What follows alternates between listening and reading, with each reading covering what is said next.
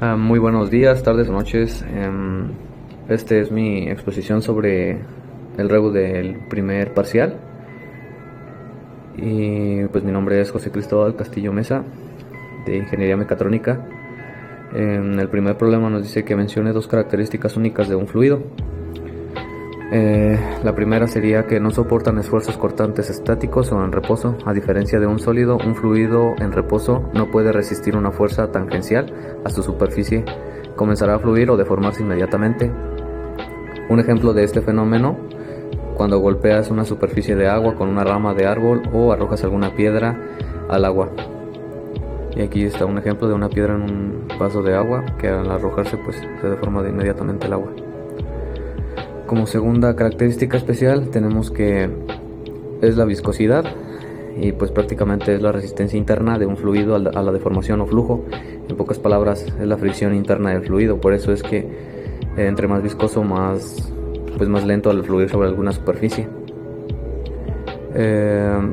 Dentro de esto hay diferentes tipos de viscosidad, que eso nos envía al punto 2. Bueno, y aquí sobre esto está la imagen representativa sobre aceite, que se puede ver que incluso tarda al fusionarse con el demás líquido que está ahí, que es el aceite. Como segundo punto tenemos la clasificación de fluidos por su viscosidad, y nos dice que damos ejemplos. Como primer fluido es el fluido newtoniano, que son aquellos fluidos que la viscosidad es constante y el esfuerzo cortante es diferente proporcional a la tasa de deformación. Para calcular fluidos newtonianos, se usa la siguiente fórmula, que es la ley de la viscosidad de Newton. T es igual a viscosidad dinámica por du sobre dy, que es la gradiente de velocidad, y T es el esfuerzo cortante. Ahora vamos con los fluidos no newtonianos. Son aquellos fluidos cuya viscosidad varía dependiendo de la tasa de deformación o del tiempo de aplicación de esfuerzo cortante. Algunos tipos y ejemplos son los pseudoplásticos, cizallamiento por adelgazamiento, o sea que su viscosidad disminuye al aumentar el esfuerzo, se vuelven más fluidos. Algunos ejemplos son la pintura, la salsa de tomate o ketchup, látex y plasma sanguíneo.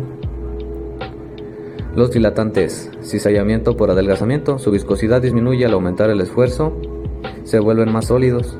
Ejemplos: la mezcla de harina con agua o fécula de maíz, se vuelve un líquido sin forma, al igual que las pastas de cerámica húmeda.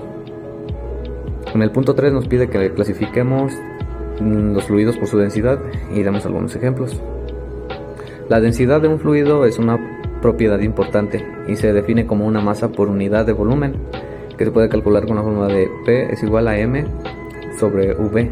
La clasificación se da en una función de cómo varía su densidad y cómo afecta su compresibilidad. Los fluidos incompresibles son fluidos cuya densidad permanece constante o varía un poco, incluso bajo grandes cambios de presión. Algunas de sus características es que son fluidos donde la compresibilidad es despreciable. Los líquidos generalmente son incompresibles. Algunos ejemplos son el mercurio, aceite o el agua. Ahora vamos con los fluidos compresibles, en pocas palabras gases. Son fluidos cuya densidad varía significativamente con los cambios de presión o temperatura. Una característica de un gas compresible es que su volumen puede reducirse o expandirse fácilmente. Algunos ejemplos aquí menciona el aire, vapor, gas natural, el helio, como también puede ser el efecto en las motocicletas al explotar el líquido de gasolina con una chispa. Esto genera una explosión dentro del mismo motor, y pues es una forma representativa de. Ahora vamos con sus principios y aplicaciones del principio de Pascal como siguiente punto, el punto 4.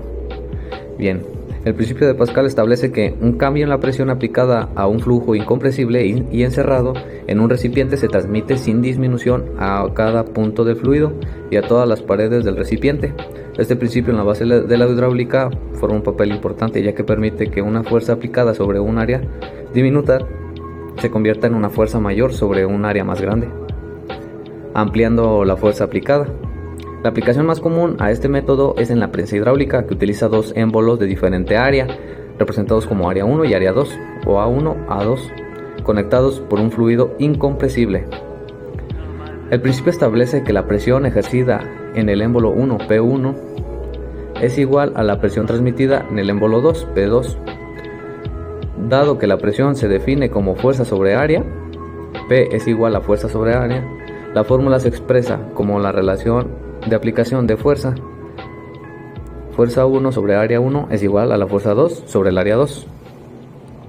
F1 y A1 pues son la fuerza y el área del émbolo de entrada. F2 y área 2 es la fuerza resultante y el área del émbolo de salida. La ganancia de fuerza en F2 se obtiene mediante la relación de áreas. F2 es igual a F1 por el área 2 sobre el área 1. Si área 2 o A2 es 10 veces mayor que A1, área 1, F2, fuerza 2, será 10 veces mayor que F1 o fuerza 1. Como punto 5 tenemos qué es el principio y aplicaciones del principio de Arquímedes. El principio de Arquímedes establece que todo cuerpo sumergido en un fluido o gas en reposo experimenta una fuerza de empuje vertical hacia arriba cuya magnitud es igual al peso del volumen del fluido que desaloja. La fuerza de empuje que se emplea, también llamada fuerza de flotación, es la fuerza neta ascendente que resulta de la diferencia de presiones entre la parte superior y la parte inferior de un cuerpo sumergido. La presión hidrostática aumenta con la profundidad y esta se representa como P igual a P por gravedad por altura. P es la presión. Dado que la cara inferior del objeto está a mayor profundidad que la cara superior, la presión sobre la cara inferior es mayor, generando una fuerza neta dirigida hacia arriba. La fórmula de la magnitud de empuje E se calcula como el peso del fluido desplazado. E es igual a m fluido por G, que es la gravedad. Sustituyendo la masa por la densidad P y el volumen V, la expresión fundamental es E, que es de empuje, igual a P fluido por V desalojado o líquido desalojado por la gravedad. E es igual a la fuerza de empuje, sobre todo mayormente es en newtons. P fluido pues es la densidad del fluido, que se representa en kilogramos sobre m al cubo. V desalojada pues es el volumen del fluido desplazado. Si el cuerpo está totalmente sumergido es igual al volumen del cuerpo. Si flota es igual al volumen sumergido del cuerpo. Y pues G pues es la gravedad. El principio de Arquímedes es una herramienta fundamental en la ingeniería, ya que rige la flotabilidad y empuje que experimentan los cuerpos en fluidos líquidos y gases, permitiendo diseñar y analizar estructuras que operan sobre ellos.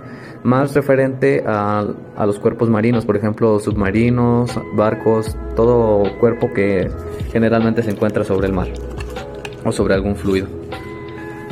Y pues aquí están algunas referencias basadas en unos videos de YouTube, igual que en otras referencias. Y finalmente tenemos los últimos puntos, que dice: genera y explica el flujo laminar y el flujo turbulento. La distinción entre el flujo laminar y el flujo turbulento es crucial en la mecánica de fluidos, como bien se ha analizado, y se utiliza el número de Reynolds para predecir qué tipo de fluido se presentará en una situación dada. El flujo laminar ocurre cuando un fluido se mueve en capas paralelas o láminas sin que haya mezcla microscópica transversal entre ellas. El movimiento es suave y ordenado. Algunas características son: velocidad baja, viscosidad, domina sobre todas las fuerzas inerciales. Número de Reynolds generalmente se representa como Re, mayor a 2000 para mayormente flujos de tuberías. Y flujo turbulento se caracteriza por un movimiento altamente desordenado, errático e irregular del fluido. Su forma es en remolinos y torbellinos, vórtices que provocan una mezcla intensa de fluido. Algunas características es velocidad alta, inercia, domina sobre la fuerza de la viscosidad, y siempre el número de Reynolds se encuentra menor a 4000 para flujos en tuberías. Y ahora nos dio a resolver algunos ejemplos. El primero dice que se mezclan 2 litros de fluido de gravedad específica 0.8 y 3 litros de gravedad específica 1.3. ¿Cuál será la masa total? Pues primero analizamos los datos. El fluido 1 son 2 litros de G.E1 es igual a 0.8, o sea, gravedad específica de 0.8. Fluido 2 tiene 3 litros y su gravedad específica es igual a 1.3. En la densidad, pues es la densidad del agua, que es 1000 kilogramos sobre metro cúbico. Primero se determina la densidad de cada flujo, que fue en mi caso. La densidad P se relaciona con la gravedad específica por la fórmula P es igual a G por E, que en otras palabras expresión es igual a la gravedad por la densidad por lo que acabamos de ver ahorita, y finalmente se sustituyen en la fórmula. P1 es igual a 0.8 por 1 kilogramo por 2 litros, y esto nos da como resultado 0.8 kilogramos sobre litro.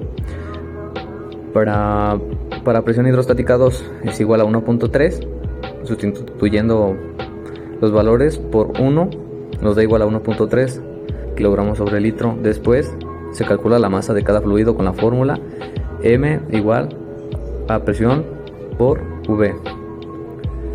M1 es igual a 0.8 kilogramos sobre L por 2 litros igual a 1.6 kilogramos.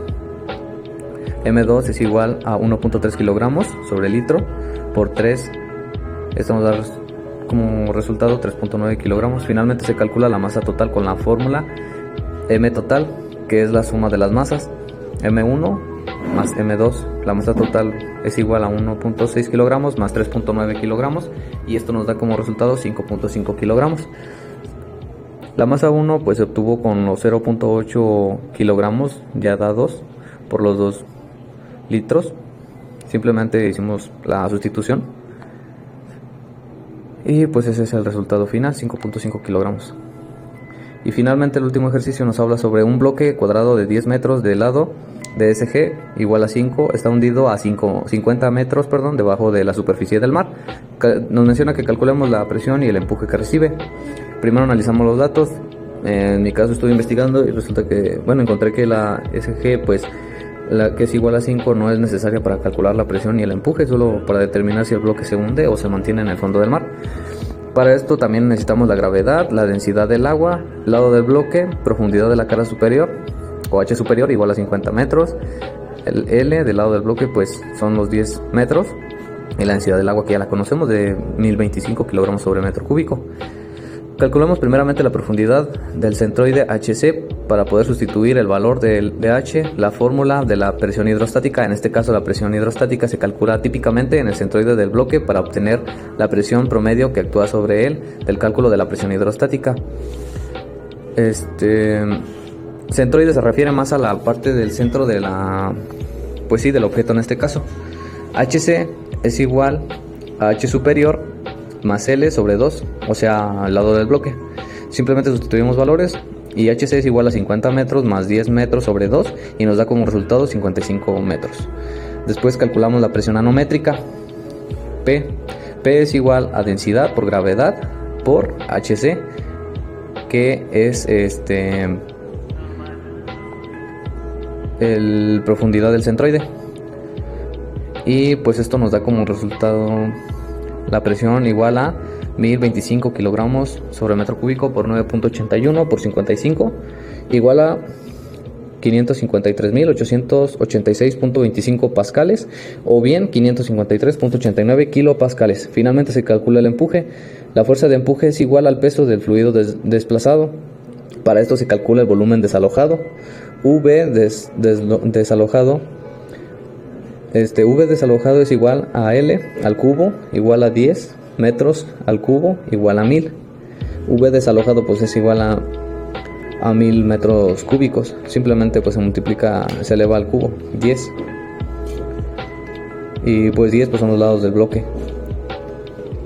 Con este dato sustituimos en la fórmula para calcular el empuje y nos da que la presión P es igual a densidad por V desalojado por la gravedad, y esto nos da como resultado 10.055.250 newtons, y pues esto sería todo de mi parte, y pues muchas gracias.